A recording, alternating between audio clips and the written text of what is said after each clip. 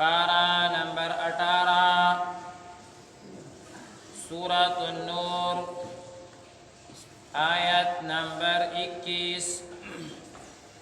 सफ़ा 561 अऊज़ु बिल्लाहि मिनश शैतानिर रजीम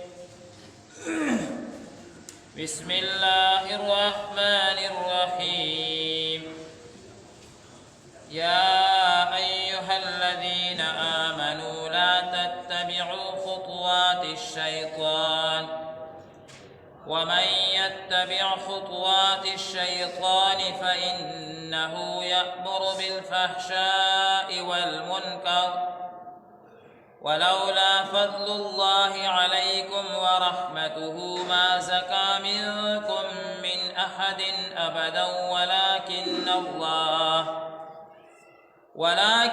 अल्लाह युज़क्की मन यशाअ वल्लाहु समीउन अलीम वला यअतलि उलुल फ़ज़्लि मिनकुम वस्सअति अन यु'तू उलिल क़ुर्बा वल मसाकीन वल मुहाजिरीन फ़ी सबीलिल्लाह वलयअफ़ू वलयस्फ़हू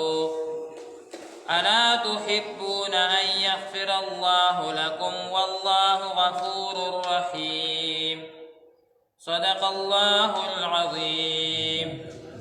बिस्मिल्लाहिर रहमानिर रहीम या अय्युहल्लज़ीना आमनू ए ईमान खावंदानो ला तत्तबि'ू तासु मरवानी गई खुतुवातिश शैतान क़दमुनु द शैतान वमन यत्तबि'ू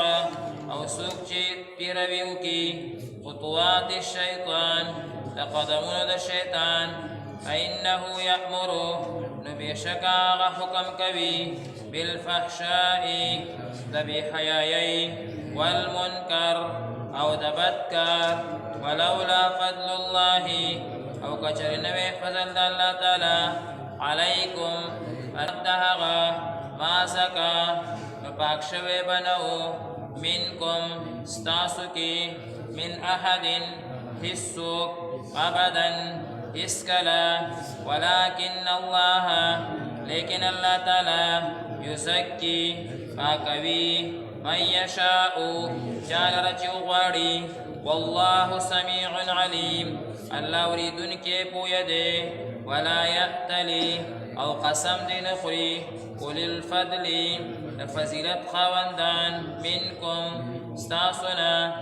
वस्सअति औ द फराखी खावंदान अन युक्तू जिनब वर्कई उलिल क़ुर्बा फलवानुता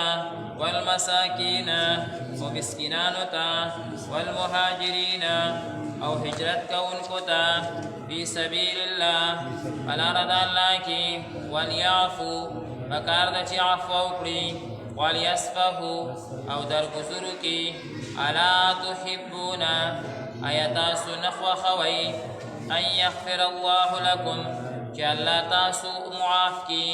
वल्लाहु गफ़ूरुर रहीम वल्लाह ढेर बख़ुन के मेहरबान दे बिस्मिल्लाहिर रहमानिर रहीम मखकिनी आयातुन मुबारकौ के मास्ता सुड़ान दि अर्ज़ को चिदा दो रुकुआत अल्लाह तबारक व तआला द हज़रत आयशा सिद्दीक़ी रज़ी अल्लाह तआला अन्हा पसफ़ाई के आगा नाजिल करी दी उस अल्लाह तबारक व तआला मुनाफिकीन ता खास कर और आम मुसलमानान ता आम तौर सरा यौ हुक्म और नसीहत कई अगदा च अल्लाह ताला फरमाई ए मुनाफिकीन तासु द शैतान खबर उमानला और द शैतान आगा वसवसा और पसाजिश कराल यौ तासु दुमरा पाक कुरनई और पाक बीबी अगा बदलामा का और दागी मुतालिक तासु गलत खबरें की नदा शिकार तासु तनो पकार और वमन यत्तबि खुतुवातिश शैतान सूक ची द शैतान कदमुन बांध रवान शी नागबा गुमराह शी बेलार बशी दुनिया के बहम तबाशी और आखिरत के बहम तबाशी जका چې شیطان د خطول عمر دا حکم کوي چې بے حیايي دې خواره شي، بدکاری دې خواره شي، ګناهونه دې هغه چې کم دی نو خواره شي. دا الله تبارک وتعالی دغه کسانو ته چې کم په دې سازش کې شریکو هغوی ته الله تبارک وتعالی یو حکم او نصیحت او فرمایلو چې داسې کار تاسو ته بالکل هغه صحیح نه او مخکې الله تبارک وتعالی